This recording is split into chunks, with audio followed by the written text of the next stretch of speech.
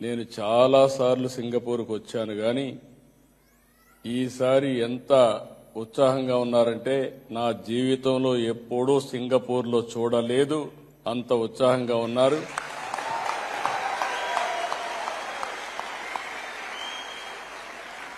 మీ అభిమానం చూస్తే ఎన్ని జన్మలెత్తి మళ్లీ మీకు సేవ చేసినా మీ రుణం తీర్చుకోలేం. తెల్లవారితో అయితే నేను చూశాను. మేము 6:30 గంటలకు మా ఫ్లైట్ వచ్చింది. వచ్చినప్పుడు హోటల్కి వస్తే ఆ టైంలో చిన్న పిల్లలు కూడా కూచిపూడి డాన్స్ ప్రాక్టీస్ చేసి ఆడబిడ్డలు ఏదైతే కోలాటం కూడా ప్రాక్టీస్ చేసి బ్రహ్మాండంగా నన్ను రిసీవ్ చేసుకున్నారంటే, అది కూడా సింగపూర్లో రిసీవ్ చేసుకున్నారంటే నా జీవితంలో ఎప్పుడూ మరిచిపోలేనని చెప్పి మరొక్కసారి మీ అందరికీ విజ్ఞప్తి చేస్తున్నా. ఈరోజు మీ ఉత్సాహం చూస్తున్నా. ఈ ఉత్సాహం రాబోయే రోజుల్లో మీ అభివృద్ధికి, రాష్ట్ర అభివృద్ధికి దోహదం చేసిగా ఉండాల్సిన అవసరం ఉంది.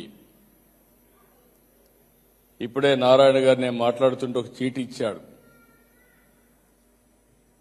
సార్, మీరు ముఖ్యమంత్రి కాక మునుపు రాష్ట్రంలో సింగిల్ డిజిట్ ఇంజనీరింగ్ కాలేజీలు ఉండేటివి. మీరు ముఖ్యమంత్రి అయిన తర్వాత రెవెన్యూ డివిజన్కి ఒక ఇంజనీరింగ్ కాలేజ్ చెప్పి అనౌన్స్ చేశారు. అప్పుడు ఒక 30 దాకా వచ్చాయి. అది కూడా కాదు, ప్రతి ఒక్క నియోజకవర్గానికి ఒక ఇంజనీరింగ్ కాలేజ్ ఇస్తాం, లిమిటే లేదని చెప్పి మీరు అనౌన్స్ చేశారు. 3 సంవత్సరాల్లో 300 ఇంజనీరింగ్ కాలేజీలు ఆంధ్ర రాష్ట్రంలో వచ్చాయి. ఆ రోజు చాలా మంది నన్ను విమర్శించారు, ఎందుకు ఇంజనీరింగ్ కాలేజీలు పెడుతున్నాడని. నేను ఒకటే చెప్పాను, 95లో మీరు చూస్తే ఫస్ట్ టైం ఏదైతే ఇంటర్నెట్ రెవల్యూషన్ వచ్చింది, అంతకు మునిపే మన తెలుగు బిడ్డ పివి నరసింహారావు గారు 1991లో ఆర్థిక సంస్కరణ తీసుకొచ్చారు. భారతదేశం యొక్క ఆర్థిక వ్యవస్థకి దశ దిశ రూపకల్పన చేసిన వ్యక్తి పివి నరసింహారావు గారని చెప్పి నేను మీకు తెలియజేస్తున్నా.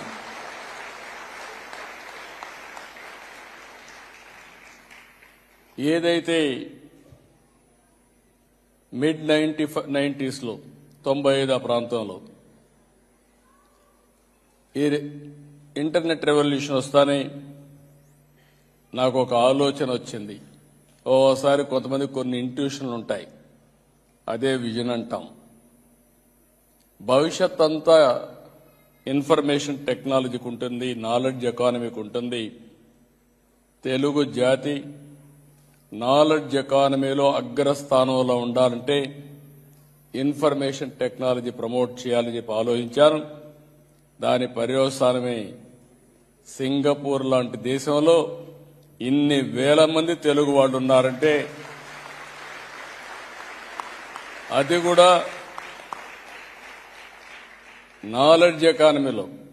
నేను మార్నింగ్ అడిగాను ఆడబిడ్డల్ని, ఏమమ్మా మీరంతా ఉద్యోగాలు చేస్తున్నారంటే, మీరు ఆ రోజు పెట్టిన కాలేజీల్లో ఐటీ చేశాం, ఈరోజు ఉద్యోగం చేస్తూ మీ మీద అభిమానంతో ఒక వారం రోజులు కోలాటం మళ్ళా మేము ప్రాక్టీస్ చేసి ఇప్పుడు ప్రదర్శన చేసే పరిస్థితికి వచ్చామని చెప్పినప్పుడు చాలా తృప్తినిచ్చింది, ఆనందాన్ని ఇచ్చింది. ఈరోజు మీరు ఒకసారి చూస్తే అమెరికాలో తెలుగువాడ సత్తా మనం ఒకసారి చూస్తే మొత్తం ఒకే విషయంలో నేను చూస్తున్నాను. నేను ఎక్కడ పోయినా చెప్తున్నా, ప్రపంచంలో 128 దేశాల్లో తెలుగు వాళ్ళు ఉన్నారు, ఇంకా ఎక్కువే ఉన్నారు. మా ఎన్ఆర్టీ రవి గారి లెక్కల ప్రకారం 128 దేశాలు ఇచ్చారు, ఇంకా ఎక్కువే ఉన్నారు. అయితే ఎక్కడ ఎత్తుక్కోవాల్సిన పని లేదు. ఏ దేశానికి వెళ్ళి ఒక పాష్ లొకాలిటీకి పోయి గట్టిగా తెలుగులో మాట్లాడితే 100 మంది గ్యాదర్ అయిపోతారు.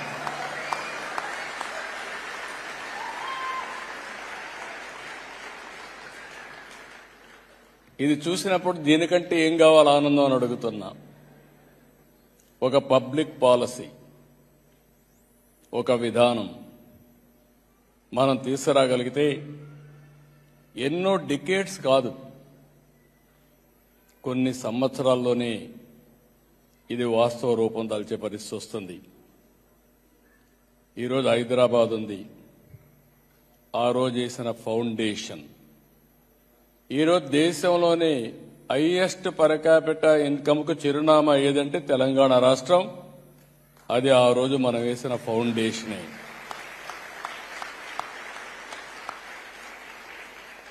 ఇప్పుడే నేను సింగపూర్ దేశానికి వచ్చాం.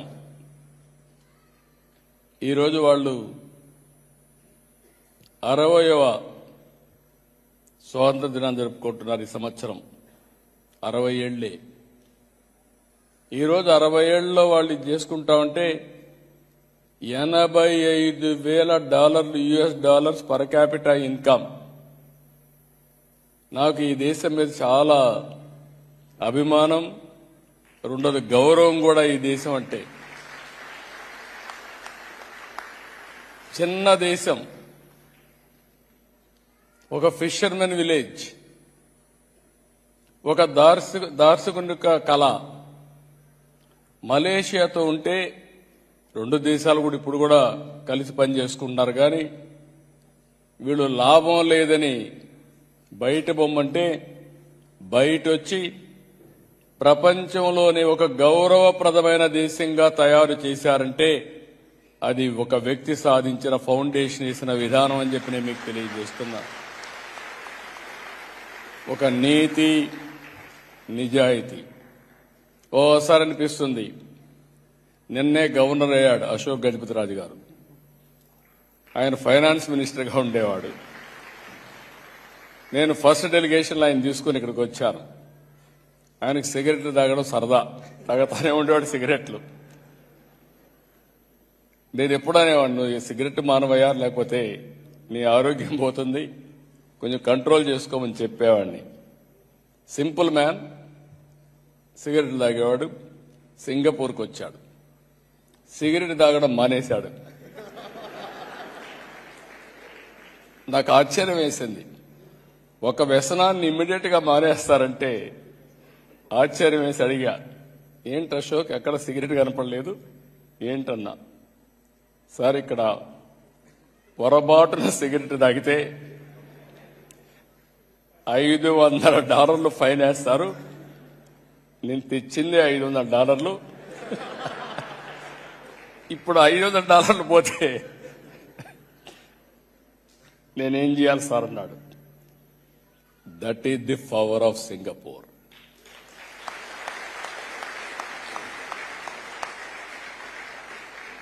చాలా మంది దేశాల గురించి మాట్లాడుతూ ఉంటారు, ఎక్కడా డబ్బులు తీసుకోరని. నేను 4-5 సార్లు ట్రై చేశాను, తీసుకోరా నిజానా అని. డ్రైవర్ని అడిగాను, టిప్పు తీసుకోవాను. సార్ తీసుకోమన్నాడు.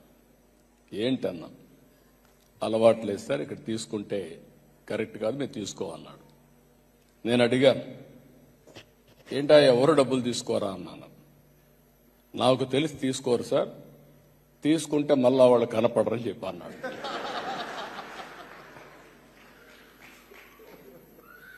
అంటే ఇవన్నీ చూసిన తర్వాత నాకు అడ్మిరేషన్ పెరిగింది. నేను ఇక్కడికి వచ్చేవాడిని, లీ కువాన్ యూ గారిని కలిసేవాడిని. నేను ఒకరోజు తెల్లవారితో నిద్రలేసి ఎక్కడ చూసినా కాగితం కనపడేది కాదు. తెల్లవారితో ఆలోచించి హైదరాబాద్లో ఎక్కడ చూసినా కాగితాలే. అది చూసిన తర్వాత నాకు అనిపించింది, మనం కూడా ఇలాంటి ప్రాక్టీస్ చేయాలని. ఎట్లా చేస్తున్నారంటే, రాత్రి బయలుదేరి రాత్రంతా మొత్తం ఊరంతా తిరిగి కడాన ఈ చెత్త ఏ విధంగా కలెక్ట్ చేస్తున్నారో చూసిన తర్వాత ఆ చెత్తని అప్పట్లోనే ఎనర్జీగా కన్వర్ట్ చేసే ప్లాంట్ కూడా వెళ్ళి చూసిన తర్వాత డిటో రాత్రి క్లీన్ చేసే వ్యవస్థ ఆంధ్రప్రదేశ్లో హైదరాబాద్ తీసుకొచ్చి ముందుకు పోయాం. అది వచ్చిన తర్వాత చాలాసార్లు నేను అప్పుడప్పుడు ఇక్కడికి వచ్చేవాడిని. లీ కువాన్ యూ గారు అందరికీ వచ్చిన వాళ్ళందరికీ చెప్పేవాడు, ఇండియాలో చాలా మంది పాలిటీషియన్స్ వస్తారు, సీఎంలు వస్తారు, వచ్చి ముస్తాఫా షాపు పోయి షాపింగ్ చేస్తారు, సంతోష్ ఐలాండ్ పోయి కసోపు ఉండి ఎంజాయ్ చేస్తారు, దాన్ని ఎక్కడికి పోవాలని ఇక్కడే కనెక్టివిటీగా వచ్చి వెళ్తా ఉంటారు.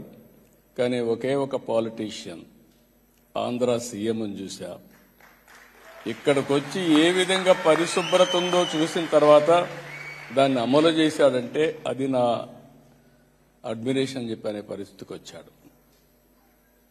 ఎందుకు ఈ విషయం చెప్పానంటే, అలాంటి దేశంలో ఈరోజు 40,000 మంది తెలుగు వాళ్ళు ఉన్నారంటే చాలా గర్వంగా ఉంది, ఆనందంగా ఉంది.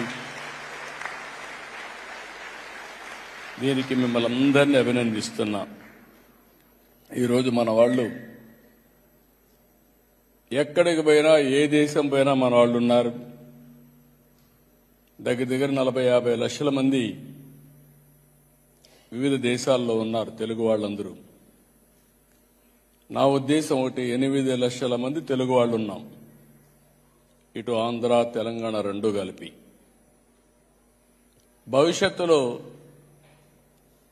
ఈరోజు మీరందరూ గుర్తుపెట్టుకోవాలి, ఒకప్పుడు ఎక్కడన్నా పని చేయాలంటే ఆ ఊర్లో ఉండే పని చేయాలి.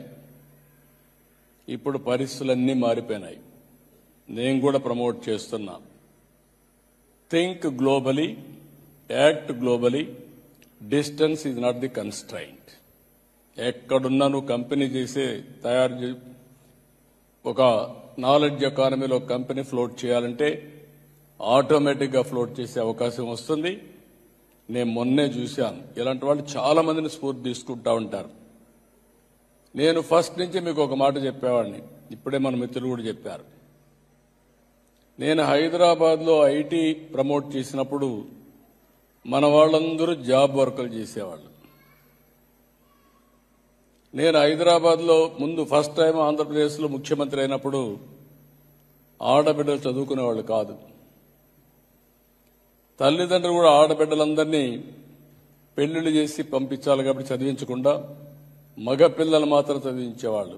నేను అది ఒక ఉద్యమంగా తీసుకొని ఆ రోజు ప్రాక్టీస్ చేసి ఫస్ట్ టైం చరిత్రలో 33% ఉద్యోగాల్లో కాలేజ్ సీట్లో రిజర్వేషన్లు పెట్టాం. చాలా మంది మగపిల్లలు అడిగారు నన్ను, సార్ మీరు రిజర్వేషన్లు పెట్టారు, 33% కాకుండా ఒక 20% మెరిట్లో వస్తారు, 60% వస్తారు, మేమేమైపోవాలని. ఇప్పటి వరకు చాలా బాగా చదువుకున్నారు మీరు, కొన్ని రోజులు ఆడబిడ్డలు చదువుకోనండి, ఏం కాదని చెప్పాను. అప్పటికే మీరు ఒకసారి గుర్తుపెట్టుకోవాల్సింది, మొట్టమొదటిసారిగా ఆడబిడ్డల్ని గౌరవించిన వ్యక్తి, ఆస్తిలో సమాన హక్కే కాకుండా మహిళా యూనివర్సిటీ పెట్టిన వ్యక్తి నందమూరి తారక రామారావు గారు చెప్పి నేను మీకు తెలియజేస్తున్నాను. రాజకీయాల్లో కూడా మీరు చూస్తే 8% స్థానిక సంస్థల్లో రిజర్వేషన్లు తెచ్చారు. ఈ పాలసీ వల్ల వరకట్నం పోయింది, ఇప్పుడు రివర్స్ కట్నం వచ్చే పరిస్థితి వచ్చింది. I'm proud of it. నేను అప్పుడప్పుడు అడుగుతా ఉంటాను, భార్యాభర్త ఇద్దరు పనిచేస్తే ఎవరి ఆదాయం ఎక్కువ ఉందని. ఎవరి ఆదాయం ఎక్కువ ఉంది మీరు చెప్పండి? ఆడబిడ్డల ఆదాయం ఎక్కువ ఉంది. మేము కూడా మా ఇంట్లో కూడా వాళ్ళపైన ఆధారపడుతున్నాం.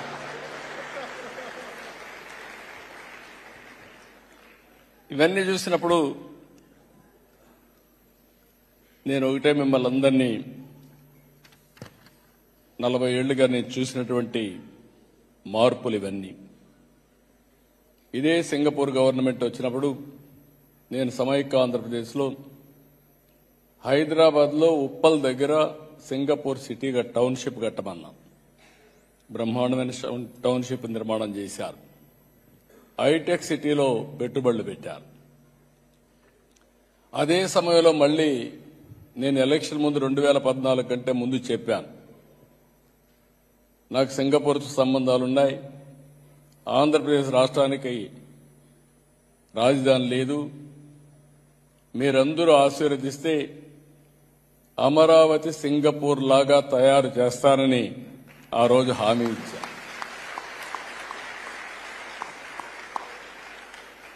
ఆ తర్వాత మీరు చూస్తే నేను నేరుగా సింగపూర్కు వచ్చాను. ఫస్ట్ టైం నేను ముఖ్యమంత్రి 95 అయితే సింగపూర్కి రాలా, అమెరికాకి వెళ్ళా. 15 రోజులు తిరిగా, అన్ని కంపెనీలు కలిసా. కడాన మైక్రోసాఫ్ట్ అధినేత బిల్ గేట్స్ కూడా కలిసా. మొత్తం తిరిగి ఐటీ కంపెనీల్ని ఇండియాకి తేవడానికి, ఆంధ్రప్రదేశ్ తేవడానికి ఆ రోజు కృషి చేశా. రెండోసారి ముఖ్యమంత్రి అయిన తర్వాత నేరుగా సింగపూర్కు వచ్చి నాకు రాజధాని లేదు, మీరేం చేస్తారో తెలియదు, టెండర్లు పిలవాలని టైం అవుతుంది, నాకు ఫ్రీగా మాస్టర్ ప్లాన్ డీటెయిల్స్ తయారు చేయమని ఆ రోజు అడిగితే సెంట్రల్ క్యాబినెట్ తీసుకెళ్లి ఆ రోజున్న ప్రధానమంత్రి లీ గారైతే ఇమ్మీడియట్ గా ఆంధ్రప్రదేశ్ అమరావతికి మాస్టర్ ప్లాన్ తయారు చేస్తామని, ఫ్రీగా తయారు చేస్తామని చేసి పెట్టిన దేశం సింగపూర్ దేశం.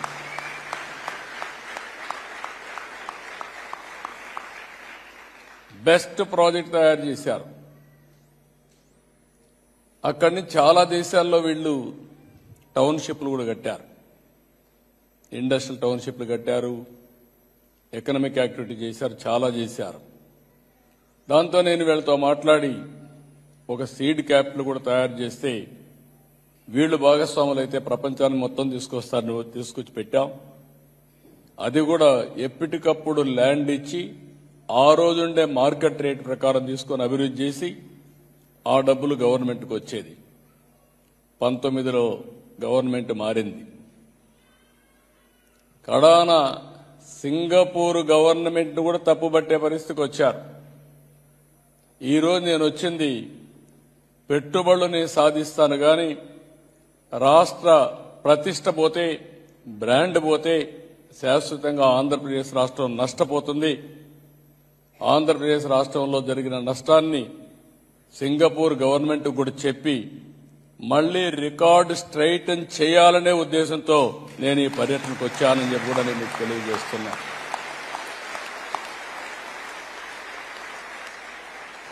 ఈరోజు మీరందరూ ఉన్నారు ఇక్కడ. ఏ ఒక్క వ్యక్తి మీరు తప్పు చేస్తే ఆ వ్యక్తి పేరు చెప్పడమే కాకుండా ఇండియాలో ఆంధ్ర వాళ్ళు చేశారు, తెలుగు వాళ్ళు చేశారంటారు. మన రాష్ట్రంలో ఏ ఒక్క వ్యక్తి ఇలాంటి పని చేసినా దానివల్ల రాష్ట్ర ప్రతిష్ట పోతుంది, బ్రాండ్ పోతుంది, దానివల్ల చాలా నష్టపోతాం. ఈరోజు వాళ్ళు రాకపోవచ్చు, నాకు ఒక మోరల్ రెస్పాన్సిబిలిటీ ఉంది. ఆ మోరల్ రెస్పాన్సిబిలిటీ మీకు జరిగిన ఇన్కన్వీనియన్స్ కి నేను బాధపడుతున్నానని చెప్పి దాన్ని స్ట్రైటన్ చేయడానికే వచ్చానని చెప్పి కూడా నేను మీకు తెలియజేస్తున్నా. ఇక్కడికి వచ్చినప్పుడు ఈరోజు మీరు ఒక్కసారి చూస్తే మనం ఒక విజన్ 2047 తయారు చేశాం. ఇక్కడుండే మీ అందరిని ఒకటే కోరుతున్నాం, మీకు ఒక బాధ్యత ఉంది, నాకు ఒక బాధ్యత ఉంది. భారతదేశానికి కొన్ని అడ్వాంటేజెస్ ఉన్నాయి. ఇప్పుడే చెప్పాను, మొట్టమొదటిసారిగా ఎవరైతే పివి నరసింహరావు గారు ఆ రోజుండే పరిస్థితిలో ఆర్థిక సంస్కరణలు తీసుకొచ్చారు. ఆ తర్వాత మీరు ఒకసారి చూస్తే 95లో ఇంటర్నెట్ రెవల్యూషన్ వచ్చింది. ఫస్ట్ మూవర్ అడ్వాంటేజ్ భారతదేశం తీసుకుంది. అందులో తెలుగు జాతి ముందడుగేశాం. దానికి కూడా నేను ప్రౌడ్గా చెప్పగలుగుతున్నా. మీరు ఈరోజు నన్ను గుర్తుపెట్టుకుంటున్నారంటే, ఇంత గౌరవిస్తున్నారంటే ఆ రోజు నేను తీసుకున్న నిర్ణయం ఐటీని ప్రమోట్ చేయాలనే నిర్ణయం ఈరోజు ప్రపంచంలో మన వాళ్లకు గుర్తింపు వచ్చింది.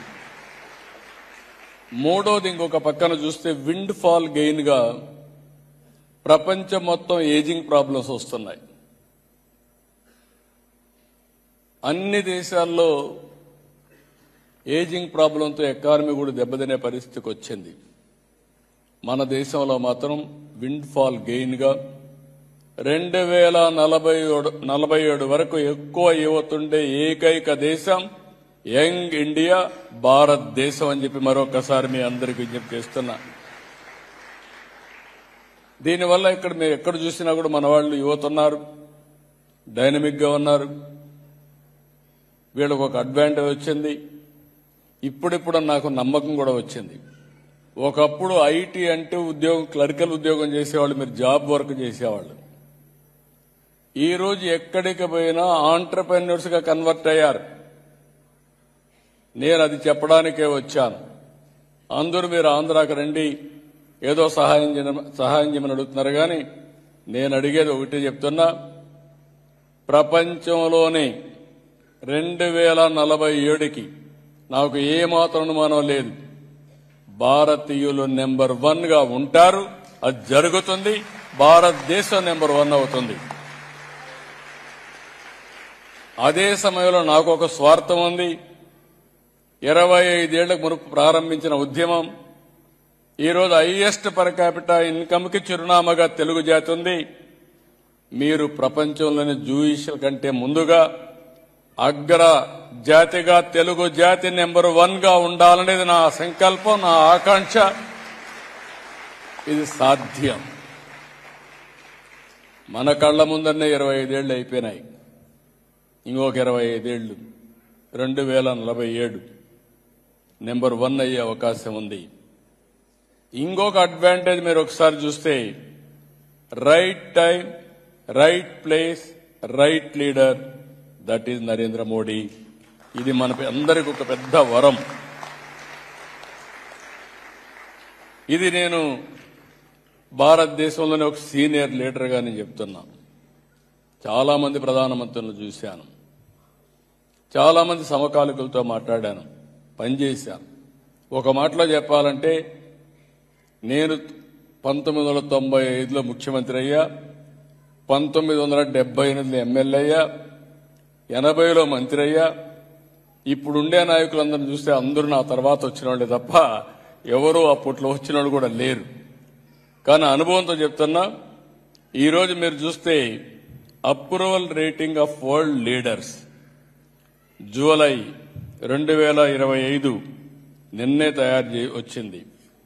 ఇది కూడా చేసింది మార్నింగ్ కన్సల్ట్ అనే అమెరికా బిజినెస్ ఇంటెలిజెన్స్ ఇచ్చిన గ్లోబల్ రేటింగ్ చూస్తే, డెమోక్రటిక్ కంట్రీస్ లో పాపులర్ లీడర్ ఎవరంటే అన్ని దేశాల్లో నెంబర్ 1 నరేంద్ర మోడీ గారని చెప్పి తెలియజేస్తున్నా. అంటే ఆయన మీరు చూస్తే 75% అప్రూవల్ రేటింగ్. ఆయన తర్వాత south Korea 59, Argentina 57, Canada 56, Australia 54, Mexico 53, Switzerland 48, US 44. అంటే దీనికంటే మనకు గర్వకారణం ఏం కావాలని మిమ్మల్ని అడుగుతున్నా. దేశానికి గుర్తింపు తీసుకొచ్చాడు, ఒక స్టెబిలిటీ వచ్చింది. ఇలాంటి ఫ్యాక్టర్స్ వచ్చినప్పుడు ఆకాశమే హద్దుగా మీరందరూ దూసపోగలిగితే మేము మిమ్మల్ని ప్రోత్సహించడానికి సిద్ధంగా ఉన్నాం, ఎకోసిస్టమ్ క్రియేట్ చేయడానికి సిద్ధంగా ఉన్నామని చెప్పి కూడా నేను మీకు తెలియజేస్తున్నా. ఇవన్నీ చూసిన తర్వాత నేను ఒక నిర్దిష్టమైన ఆలోచన పెట్టుకున్నాం. 2047 నరేంద్ర మోడీ గారు వికసిత్ భారత్, నా సంకల్పం స్వర్ణాంధ్రప్రదేశ్. స్వర్ణాంధ్రప్రదేశ్లో హెల్తీ, వెల్తీ, హ్యాపీ సొసైటీ సంకల్పంగా పెట్టుకున్నాం. $2.4 ట్రిలియన్ ఎకానమీ క్రియేట్ చేయాలని, పర్ క్యాపిటా ఇన్కమ్ 55 లక్షల పర్ క్యాపిటా ఇన్కమ్ తయారు కావాలనే సంకల్పం అని చెప్పి కూడా నేను మీకు తెలియజేస్తున్నా. ఇవి చేసినప్పుడు ఇక్కడే మీరు చూస్తే కొంతమందికి డౌట్ వేస్తుంది.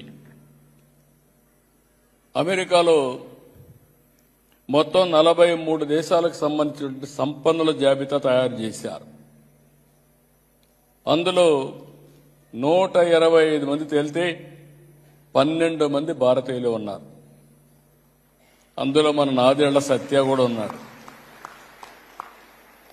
నేను ఆ రోజు హైదరాబాద్లో మైక్రోసాఫ్ట్ తీసుకొస్తే నాదేళ్ల సత్య మైక్రోసాఫ్ట్లో పనిచేస్తూ మైక్రోసాఫ్ట్ సీఈఓగా అయ్యాడంటే అది ఆయన చూపించిన చొరవ, కష్టపడిన విధానం, ఆయన ప్రతిభ అని చెప్పి కూడా నేను మీకు తెలియజేస్తున్నా. ఈరోజు అమెరికాలో పర్ క్యాపిటల్ ఇన్కమ్ మీరు ఒకసారి చూస్తే 71,000 అమెరికన్స్ యొక్క పర్ క్యాపిటల్ ఇన్కమ్. అదే Indians per capital income 1,51,000, more than double. అదే మరి ఇంకొక పక్కన తెలుగు వాళ్ళు చూస్తే ఇంకొంచెం ఎక్కువే ఉంటారు, ఎందుకంటే వీళ్ళు ఆంటర్ప్రెన్యూర్స్గా ఉన్నారు. అయితే ఇక్కడ ఒక విషయం మీ అందరికీ గుర్తు చేస్తున్నాం. భారతదేశానికి, భారతీయులకి, మనకు కానీ ఒక మంచి అవకాశం, ప్రపంచానికి సేవలు అందించే అవకాశం వచ్చింది నాలెడ్జ్ ఎకానమీలో. ఈ అవకాశాన్ని దుర్వినియోగం చేసుకోకుండా మనం కానీ సద్వినియోగం చేసుకోగలిగితే ప్రపంచానికి ఉపయోగపడతాం, సమాజానికి ఉపయోగపడతాం. తద్వారా మన గౌరవం పెరుగుతుంది. నేను ఎప్పుడూ మీకు ఒకే మాట చెప్తున్నా, ఇది కర్మభూమి. మీకు అవకాశాలు కల్పించింది. అవకాశాలు కల్పించిన ఈ దేశానికి మీరు అభివృద్ధి కోసం పనిచేస్తున్నారు. అదే సమయంలో సమాజ సేవకు కూడా మీరు ఉపయోగపడే విధంగా ఆ దేశ పరిస్థితులను బట్టి మీరు ముందుకు పోవాల్సిన అవసరం ఉంది. రెండోది, మీరు పుట్టినది జన్మభూమి. మీరు అక్కడ పెరిగారు. అక్కడ ట్యాక్స్ పేయర్స్ మనీతో మీరు పైకి వచ్చారు. మనతో పుట్టిన వాళ్ళు ఇంకా చాలా మంది పేదరికంలో ఉన్నారు. మన బంధువులు ఉన్నారు, మన ఇంటి పక్కన ఉన్నారు, మన ఊరిలో ఉన్నారు. మనకు ఒక బాధ్యత ఉంది. తిరిగి సమాజానికి ఇచ్చే బాధ్యత కూడా మన మీద ఉంది. ఈ రెండు కూడా బ్యాలెన్స్ చేసుకొని మీరు ముందుకు పోతే తిరుగులేని విజయాన్ని మీరు సాధిస్తారు. దానికోసమే నేను మిమ్మల్ని అందరినీ ఒకటే చెప్తున్నా. నేను ఈరోజు వచ్చి వెళ్ళిపోవచ్చు. నేను ఒకటే ఆలోచిస్తున్నా. నేను ఒక సంకల్పం కోసం పనిచేస్తున్నాను కాబట్టి నేను ఏ దేశానికి పోయినా తెలుగు వాళ్ళని కలవకుండా ఎళ్లను. మీతో మాట్లాడి కొంత సమయం వెచ్చించిన తర్వాతనే ఇక్కడి నుంచి వెళ్తాను. దానికి కారణం మీరు చేసే మంచి పనులకు చేయూతనివ్వాలి. ఒక రాష్ట్ర ప్రభుత్వం ఒక సావరిన్ అధికారంగానే మీకు సపోర్ట్గా ఉంటే మీరు అనుకున్న లక్ష్యాలను చేసుకునే అవకాశం కూడా వస్తుంది. ఇప్పుడే మిత్రులు మాట్లాడుతూ కొన్ని విషయాలు చెప్పారు. ఒక మంచి ఎన్ఆర్టీ, అవసరమైతే కొన్ని దేశాలకు సంబంధించిన మిమ్మల్ని అందరినీ ఎన్ఆర్టీలో పెడతాం. తెలుగుదేశం పార్టీకి అనుబంధ సంస్థ ఎన్ఆర్ఐ ఉంది. కానీ తటస్థంగా ఉండడానికి ప్రభుత్వ వ్యవస్థ కింద ఎన్ఆర్టీ తీసుకొచ్చాం. నాన్ రెసిడెంట్ తెలుగు వారందరి కోసం ఎన్ఆర్టీ తీసుకొచ్చాం. ఈరోజు మన వాళ్ళు ఆంధ్ర సిఎక్స్ఓ క్లబ్ పెట్టారు. ఇప్పుడే మన వాళ్ళు మాట్లాడినప్పుడు చాలా విషయాలు మాట్లాడారు. ఈరోజు ఈ దేశంలో మనం చూస్తున్న ఆల్ టెక్నాలజీస్లో అడ్వాన్స్డ్గా ఉన్నారు. మనకు అనేక వనరులు ఉన్నాయి, మామూలు వనరులు కాదు. ఈరోజు నిన్నే నేను అనౌన్స్ చేశా, గ్రీన్ హైడ్రోజన్ వ్యాలీ. ఇప్పుడిప్పుడే సోలార్ కానీ, విండ్ కానీ, పంప్డ్ ఎనర్జీతో ముందుకు పోతున్నాం. భవిష్యత్తు గ్రీన్ హైడ్రోజన్ది. దీనికి ఇంకొక పక్క మనకు పోర్ట్లు కూడా ఉన్నాయి. ఈ 4 ఉపయోగించుకోగలిగితే మనకు అవసరమైనటువంటి గ్రీన్ ఎనర్జీ వాడుకోవడమే కాకుండా ప్రపంచానికి గ్రీన్ హైడ్రోజన్ ఎగుమతులు చేసే అవకాశాలు భారతదేశానికి ఉంటాయి. అందులో ఆంధ్రప్రదేశ్కి ఎక్కువ అవకాశాలు ఉన్నాయి. ఇందులో మీ అందరికీ ఎక్కువ అవగాహన ఉంది. విదేశాల్లో ఉండే మీ అందరికీ అవగాహన ఉంది. భారతదేశంలో ఫస్ట్ టైం, ఒకప్పుడు మీరు చూస్తే నేను హైటెక్ సిటీ, ఐటీని ప్రమోట్ చేశా. ఈరోజు quantum valley, artificial intelligence promote చేస్తున్నా. డీప్ టెక్నాలజీ వచ్చింది. ఆల్ టెక్నాలజీస్ అనుసంధానం చేసుకుంటే కష్టపడాల్సిన పని లేదు. స్మార్ట్గా పనిచేస్తే సరిపోతుంది. అదే చెప్తున్నాను. ఇంత మునుపు హార్డ్ వర్క్ చేయమనేవాడిని, ఇప్పుడు పని చేయొద్దు అంటున్నా, స్మార్ట్ వర్క్ చేయమంటున్నా. ఒక ఫోన్ ఉంటే చాలు, ఏం జరుగుతుందో మీరు చూసుకోవచ్చు, ఫోన్ ద్వారానే ఆపరేట్ చేయొచ్చు. వర్చువల్ గవర్నెన్స్ నేను సింగపూర్లో ఉన్న, అమరావతిలో ఉన్నట్టే ఎవ్రీ టైం నా ఒకసారి చూసుకుంటాను, ఒక గంటకు ఒకసారి ఏం జరిగిందో. ఎక్కడన్నా కానీ తప్పులుంటే ఇమీడియట్గా ఇన్స్ట్రక్షన్స్ పెట్టి కరెక్ట్ చేస్తాను. అలాంటి అవకాశాలు వచ్చే పరిస్థితి వచ్చింది. అందుకే క్వాంటమ్ వ్యాలీకి వెళ్ళాం. ఇప్పుడు మీరు ఇక్కడ ఉన్నారు, అనేక అవకాశాలు అక్కడ ఉన్నాయి. అగ్రిటెక్లో ముందుకు పోతున్నాం. హెల్త్లో మీరు చూస్తే bill gates foundation, government of Andhra Pradesh, TCS కలిసి ఏదైతే డిజిటల్ నర్వ్ సెంటర్ కింద మొత్తం ఆన్లైన్లో మొత్తం తీసుకొచ్చి ప్రివెంటివ్, క్యూరేటివ్, రియల్ టైం మానిటరింగ్కి వెళ్లే పరిస్థితికి వస్తున్నాం. కాస్ట్ ఎఫెక్టివ్ హెల్త్ కేర్ ఇచ్చి ఆర్టిఫిషియల్ ఇంటెలిజెన్స్ కూడా ఉపయోగించుకొని తద్వారా అందరికీ గైడెన్స్ ఇచ్చేట్టుగా, నర్స్ వరకు గైడెన్స్ ఇచ్చే విధంగా, పేషెంట్ కూడా గైడెన్స్ ఇచ్చే విధంగా ముందుకు పోతున్నాం. ఈరోజు ఒక పోర్ట్ ఇక్కడ సింగపూర్లో, ప్రపంచంలోనే అతిపెద్ద పోర్టులో రెండోది. రేపో ఎల్లుండి ఇంకొక పోర్ట్ డెవలప్ చేస్తున్నారు. That will be number 1 in the world. ఆంధ్రప్రదేశ్లో మీరు చూస్తే ఈస్ట్ కోస్ట్లో మన రాష్ట్రం 1000 కిలోమీటర్లు సుదీర్ఘమైన తీర ప్రాంతం ఉంది. కనీసం 50 కిలోమీటర్లు ఒక పోర్ట్ వస్తుంది. అంటే 20 పోర్ట్లు వస్తాయి. పెద్దవి చిన్నవి 20 పోర్ట్లు వస్తే ఒక 15-20 ఎయిర్పోర్ట్లు కట్టుకుంటే, అదే మరి రోడ్లన్నీ శుభ్రంగా వేసుకుంటే, ఇన్లాండ్ వాటర్ వేస్ కానీ ఇవన్నీ కానీ ప్రమోట్ చేస్తే లాజిస్టిక్స్లో ఇండియాకి లాజిస్టిక్స్ హబ్గా తయారయ్యే అవకాశం ఉంటుంది. నెంబర్ 1 స్టేట్గా మనం తయారు చేసుకునే అవకాశాలు ఉంటాయి. దీనికి మీ దగ్గర ఉండే టెక్నాలజీస్ కానీ ఇవన్నీ కూడా మీరు వర్కౌట్ చేయాల్సిన అవసరం ఉంది. ఇక్కడ చూస్తున్నాం స్కిల్ డెవలప్మెంట్. ఇప్పుడే కొంతమంది మాట్లాడారు. ఇప్పుడే మిత్రులైతే ఏదైతే శేషుబాబు గారైతే ఆయన ఎలాన్ మాస్క్లో ఆయన దగ్గర కూడా పనిచేసి, తర్వాత బీపీసీఎల్లో పనిచేసి, ఇప్పుడు పెట్రోకెమికల్ గురించి వారు సజెషన్స్ ఇచ్చారు. మొన్నే గ్రీన్ హైడ్రోజన్లో కూడా పార్టిసిపేట్ చేశారు. ఇలాంటి ఆలోచనలు ఇచ్చిన వాళ్ళు చాలా మంది ఉన్నారు మన వాళ్ళు. మీరు నాలెడ్జ్ని మాకు ఇవ్వచ్చు, బెస్ట్ ప్రాక్టీసెస్ తేవచ్చు, టెక్నాలజికల్ సొల్యూషన్స్ ఇవ్వచ్చు. లేకపోతే మీరు కూడా ఆలోచించి మీరు కూడా సర్వీస్ ప్రొవైడర్స్గా స్టార్టప్ కంపెనీలు పెట్టి మీరు కూడా పనిచేసుకోగలిగితే పూర్తిగా సహకరించడానికి సిద్ధంగా ఉన్నాం. ఇక్కడికి వచ్చినప్పుడు నేను ఐఎమ్ వెరీ హ్యాపీ. నాకు కూడా ఒక కళ, వెంకటేశ్వర స్వామి బాలాజీ మన రాష్ట్రంలో ఉండడం నా అదృష్టంగా భావిస్తున్నా. ఎన్ని కష్టాలు వచ్చినా ఒక్కసారి వెంకటేశ్వర స్వామిని తలుచుకొని సంకల్పం చేసుకుని ముందుకు పోతే అయిపోతుంది. ఈరోజు ప్రపంచంలోని రిచెస్ట్ గాడ్ ఎవరంటే మన వెంకటేశ్వర స్వామే.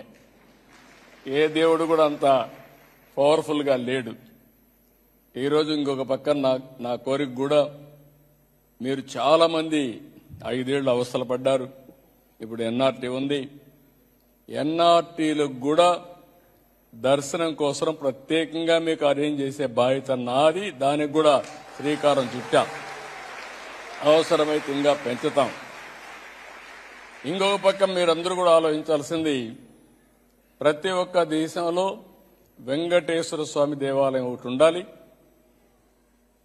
దేశంలో ప్రతి ఒక్క రాజధానిలో ఉండాలి. ఇవన్నీ అనుసంధానం చేసుకుని మనం ముందుకు పోగలిగితే హాస్పిటల్కి పోయే పని తగ్గిపోతుంది. వారానికి ఒకసారి వెంకటేశ్వర స్వామి దగ్గరికి పోవడం, తెల్లవారితో నిద్రలేసి ఒకసారి మనం నమ్ముకున్న దేవుడికి మనం ఇది చేసి ముందుకు పోగలిగితే ఇవన్నీ సాధ్యం అవుతాయి. ఇంకొక పక్క మీరందరూ కూచిపూడి చూశాను. ఈరోజే మన సంస్కృతి సాంప్రదాయాలు కోలాటం చూశాను. ఇప్పుడే అమరావతి పైన మన వాళ్ళు ప్రాక్టీస్ చేసి బ్రహ్మాండంగా పాడే పరిస్థితికి వచ్చారు.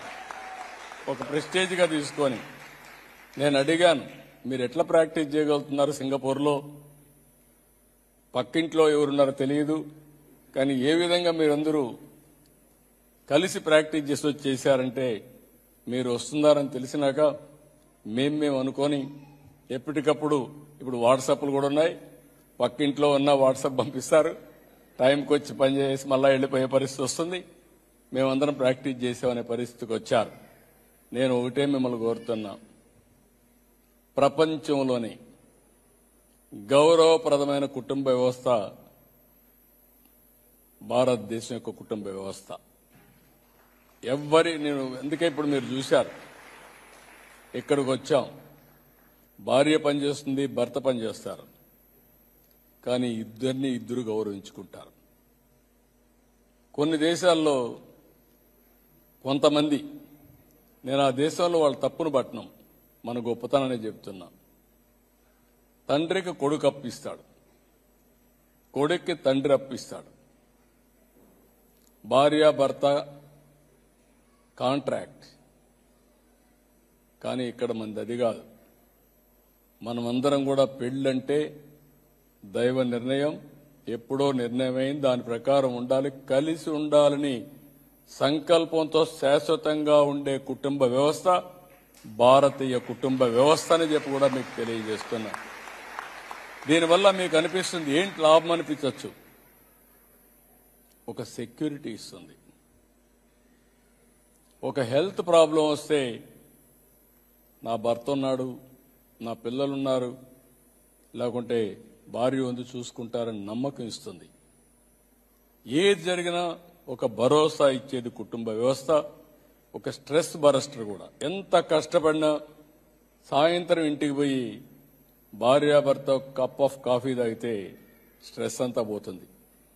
అంతవరకు కొట్టుకున్నా మళ్ళా కలిసిపోతా ఉంటారు.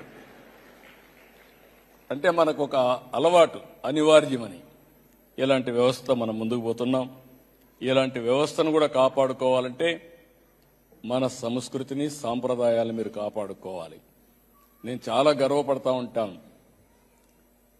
ఆంధ్రప్రదేశ్లో ఉండేవాళ్ళు మన సాంప్రదాయాలు పాటించరు, కానీ వేరే దేశాల్లో ఉండే మీరు మన సంస్కృతి సాంప్రదాయాలను బ్రహ్మాండంగా పాటించి చిన్న పిల్లలను కూడా శిక్షణిచ్చి పదే పదే లైన్లో పెడుతున్నారు. ఇది గ్రేట్ అచీవ్మెంట్.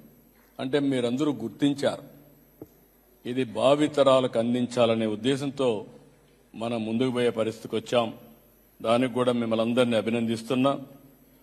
ఇంకొక పక్కన మీరు ఒకసారి చూసినప్పుడు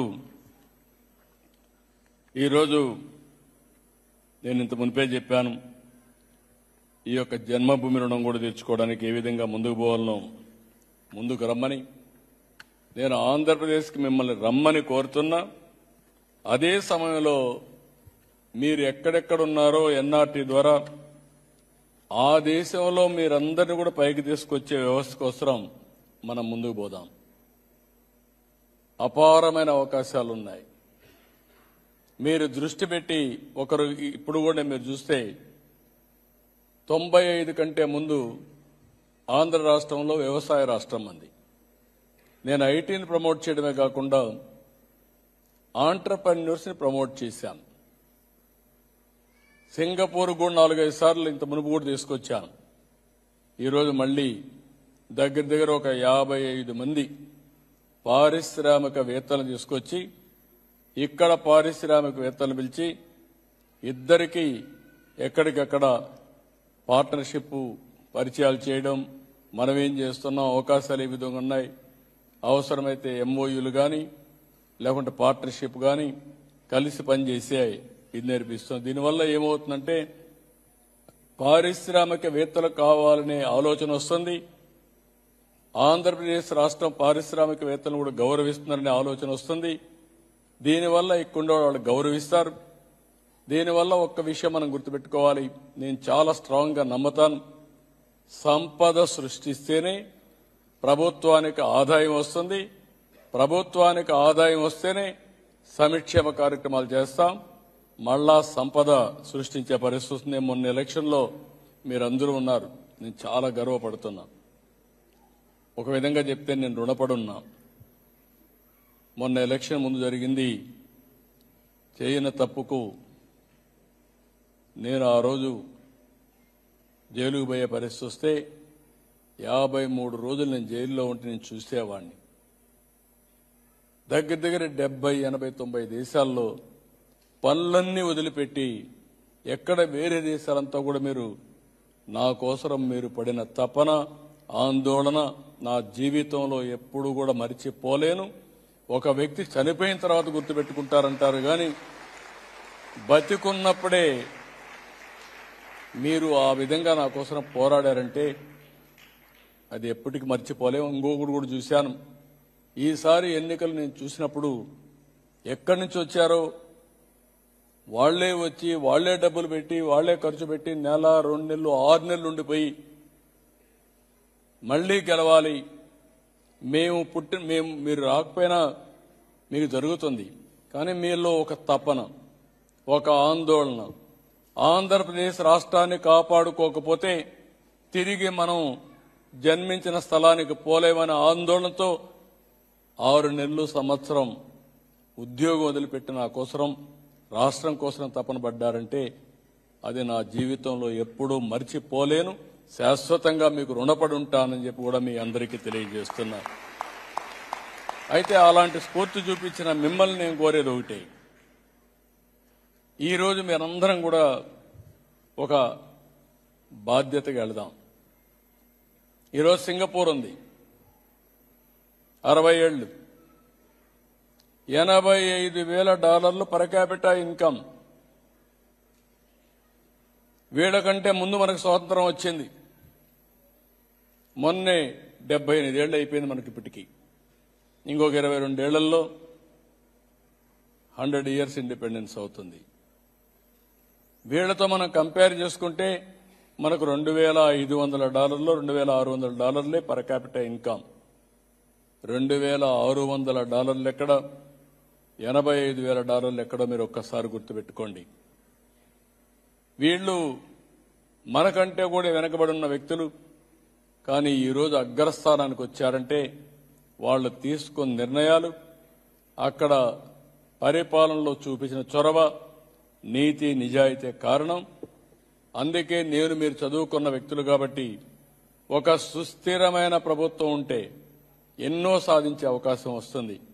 నేను అప్పుడప్పుడు అంటాను, 2004 తిరిగి మనం ఉంటే సింగపూర్తో సమానంగా మనం కూడా ముందుకు పోయేవాళ్ళం. అది ఏమన్నా నాకు తెలియదు కానీ నా తప్ప ప్రజలు అప్పుడు ఇదయ్యారా అదొక విషయం. మళ్లీ 2019లో మళ్లీ గెలుసుంటే అమరావతి ఇప్పటికి పూర్తి అయిపోయి, పోలవరం పూర్తయి మళ్లీ పట్టాలిగా ముందుకు పోయేవాళ్ళం. అక్కడ ఒక గ్యాప్ వచ్చింది. అందుకే అప్పుడప్పుడు అంటా ఉంటాను నేను, మళ్లీ రాబోయే రోజుల్లో ఇలాంటి జరిగితే పొరపాట్లు జరగకుండా చూసుకునే బాధ్యత నా మీద కూడా ఉంది. దీన్ని సరైన ట్రాక్ లో పెట్టే బాధ్యత ఎన్ఆర్ఐలుగా మీ మీద, ప్రజల మీద ఉందని చెప్పి మరొక్కసారి మీ అందరికీ విజ్ఞప్తి చేస్తున్నా. ఆ విషయాలన్నీ మనం మళ్లీ మాట్లాడుకుందాం. ఇక్కడికి వచ్చినప్పుడు నేను మిమ్మల్ని ఒకటే కోరుతున్నా. ఈరోజు ఇక్కడ మన రవి గారు కూడా వీళ్ళు ఒక మాట అన్నారు. ఈరోజు సింగపూర్లో బెంగాలీ, హిందీ, తమిళ్ 2వ భాష కింద వాళ్ళందరికీ కూడా ప్రోత్సహిస్తున్నారు. తెలుగు కూడా 2nd లాంగ్వేజ్గా పెడితే బాగుంటుందని తెలుగు వారి కోరిక. 40,000 మంది ఉన్నాం. నేను కూడా టేకప్ చేస్తా. I'm requesting his excellency high commissioner to take up with this issue to Singapore government. I am confident either today or tomorrow they are going to recognize us, and also if necessary government of India నుంచి కూడా ఈ ప్రభుత్వానికి విజ్ఞప్తి చేస్తామని చెప్పి కూడా నేను మీకు తెలియజేసుకుంటూ, తెలుగు జాతి పేరు కోసం పనిచేస్తాం. ఇది చేయగలిగితే బ్రహ్మాండమైన గౌరవం. ఒకటే చెప్తున్నా, ఇండియన్స్ అనేది మనం గుర్తుపెట్టుకోవాల్సింది most respectable community globally. I'm proud to say this. ఏ వాతావరణానికైనా మీరు అడ్జస్ట్ అయిపోతారు. ఏ ఊర్లో అయినా సరే పాలు నీళ్లు మరి గలిచిపోతూ ఉంటారు. చాలా సింపుల్గా ఏమీ ఎక్కడ భేషజాలు ఉండవు. అందులో కూడా మీరు చూస్తే కొంతమంది కొన్ని దేశాల నుంచి వచ్చిన వాళ్ళు కొన్ని మతాలైతే ఒక గుంపుగా పోవాలని చూస్తారు. కానీ మీరు అట్ట కాదు. ఒక్కరున్నా సరే ప్రపంచంలో ఎక్కడైనా సరే ఉండగలిగే శక్తి తెలివితేటలుండే ఏకైక జాతి భారతదేశంలో ఉండే భారతీయులు. అందులో నెంబర్ 1 తెలుగు వాళ్ళని చెప్పి నేను మీకు తెలియజేసుకుంటూ, నా కోరిక మోస్ట్ ఇన్ఫ్లుయెన్షియల్ గా తయారు కావాలి మీరు. అది డబ్బులుంటేనే సాధ్యం. ఎప్పుడు కూడా గుర్తుపెట్టుకోవాలి, మన యొక్క శక్తిని సామర్థ్యాన్ని కొలవాలంటే సక్సెస్ ఉండాలి. ఆ సక్సెస్ రావాలంటే మీరు సంపాదించిన సంపాదన, మీరు క్రియేట్ చేసిన వెల్త్నే మానిటర్ చేస్తూ ఉంటాం. దానికి కావాల్సిన స్కిల్స్ కానీ ఇవన్నీ తీసుకోవాలి. రాష్ట్ర అభివృద్ధి కోసం, మీ అభివృద్ధి కోసం మనం కలిసి పనిచేద్దాం. దీన్ని నిరంతరం ముందుకు తీసుకుపోదామని చెప్పి తెలియజేసుకుంటూ, మరొక్కసారి ఈరోజు చాలా ఉత్సాహంగా మళ్ళా ఫోటోలన్నీ ఉన్నాయి. ఇప్పటికే 4:40 అయింది. అవన్నీ అయ్యే చాలా టైం అవుతుంది. మళ్ళా ఈ ఎక్సలెన్సీ హై కమిషనర్ గారు డిన్నర్ కూడా ఇస్తున్నారు. మళ్ళా ఆ కార్యక్రమానికి పోవాలి. మీ మీద అభిమానంతో ఈరోజు రాత్రి నాకు నిద్ర లేదు, కానీ మీ మీద అభిమానంతో ఎంతైనా సరే ఇక్కడ ఉండాలనే ఉద్దేశంతో మీ అందరితో ఫోటో కూడా ఇవ్వాలనే ఉద్దేశంతో ఇక్కడ ఉన్నా. కాబట్టి మీరందరూ కూడా టైంగా రాగలిగితే కంప్లీట్ చేద్దాం.